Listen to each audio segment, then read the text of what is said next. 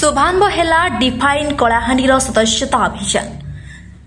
कलाहांडी जिलावासी विश्वास और निष्ठा को पुंजी करी समस्त को एकाठी करने और सेमानक आस्था को सम्मान दे एक सशक्त कलाहांडी जिला गठन कर स्वप्न देखिथिबा डिफाइन कलाहांडी पक्षरु आज प्रथम पर्यायर आज ताहार सदस्य संग्रह अभियान आरंभ करिछि। एही सदस्य संग्रह अभियान कार्यक्रम आज अपराह्न स्थानीय भवानीपाटना टाउन हॉल ठारे अनुष्ठित हो जाइछि। एही सदस्य संग्रह अभियान कार्यक्रम में डिफाइन कलाहांडीर अध्यक्ष मधु महांती जोग देइथिले। एही अभियान आज आरंभ होइथिबा बेले आसंता जनवरी 31 तारिख पर्यंत एही अभियान चलिबा सह 1 लाखरु ऊर्ध्व लोकंकु डिफाइन कलाहांडीर सदस्य करबा पई एही अभियान आरंभ होइछि। डिफाइन कलाहांडीर एकमात्र उद्देश्य कलाहांडी जिलार विकास। कलाहांडी रे तो अनेक समस्या रहिछि किंतु मुख्य समस्या हैला बेकारी समस्या और द्वितीय है मद। आज युवक युवती माने पाठ पढ़ी बेकारी रहुथबा बेले मद माध्यम परिवार मध्य उजुड़ी जाउछि। घरर मुखिया जहाँ उपार्जन करुछि ताहा मद पी सर्वश्रांत हेउछंती। जिले में चाषी मानक समस्या मध्य लागि रहिछि तेनु चाषी मानक सह मध्य आमे अछु बोली कहिबा सह जिले में लागि रहितिबा विभिन्न समस्या सह डिफाइन कलाहांडी अछि बोली डिफाइन कलाहांडीर अध्यक्ष मधु महांती प्रकाश करथिले। एही सदस्य संग्रह अभियान भवानीपाटना सहर और आखपाख अंचल हजार हजार युवक युवती महिला पुरुष जोग देइथिले।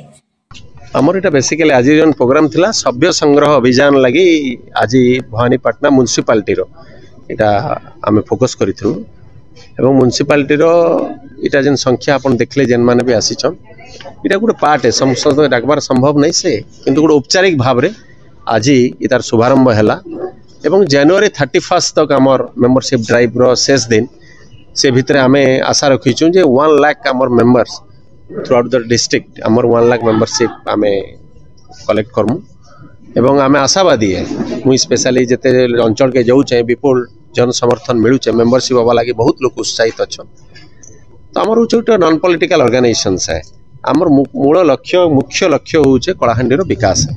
कलाहांडी विकास लगे जेन एजेंडा नहीं करी आमे बाहरीचु से एजेंडा हूँ कलाहांडी लोकंकर एजेंडा है। इटा डिफाइन कलाहांडीर एजेंडा नहीं से बहुत दिन धरी करी कलाहांडी लोक ही डिमांड करी आसुचन मुई जेनटा कहली सेटा मोर मुहरे मुई कहूचे किंतु लोकंकर भाषाटा मोर मुहरे मुई आपण मानके जणाउचे जिनिस मुई गोटे माध्यम है लोकंकर समस्या मीडिया सामने के आणबार।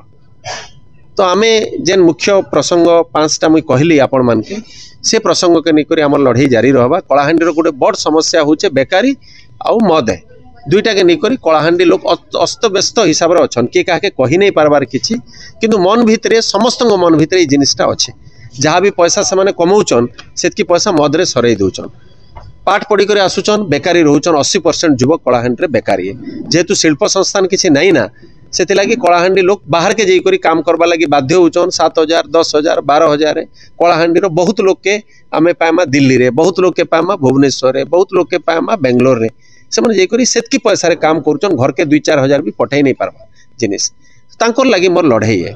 चाषी मानकर लगी होचे आपण माने जानी थिबे जे मिल मालिक चाषी भितर एबे तक भी से द्वंद्व नहीं मिटी पारबार जदियो सरकार चेष्टा रे अछन द्वंद्व के मिटाबार लगे कड़ा आईन प्रणयन करिचन कटनी छटनी के नहीं करी तेबे भी से जिनिसटार द्वंद्व रे चाषी एबे भी अच्छे मिल मालिक मन भी तांकर जिद रे अछन सेटा के ब्रेक करवार आवश्यकता अच्छे। आमे चाषींकर संगे अछु मिल मालिक माने व्यापार करूचन करन नहीं मुई तो भावुचे जेतकी जगह ही चे मुई डाटाज नहीं थिले कटनी छटनी तो नहीं ही कटनी छटनी नहीं करी करी से धान मान के संग्रह करा ही चे बोली करी मोर लोके खबर अच्छे। ब्यूरो रिपोर्ट खबर टुडे।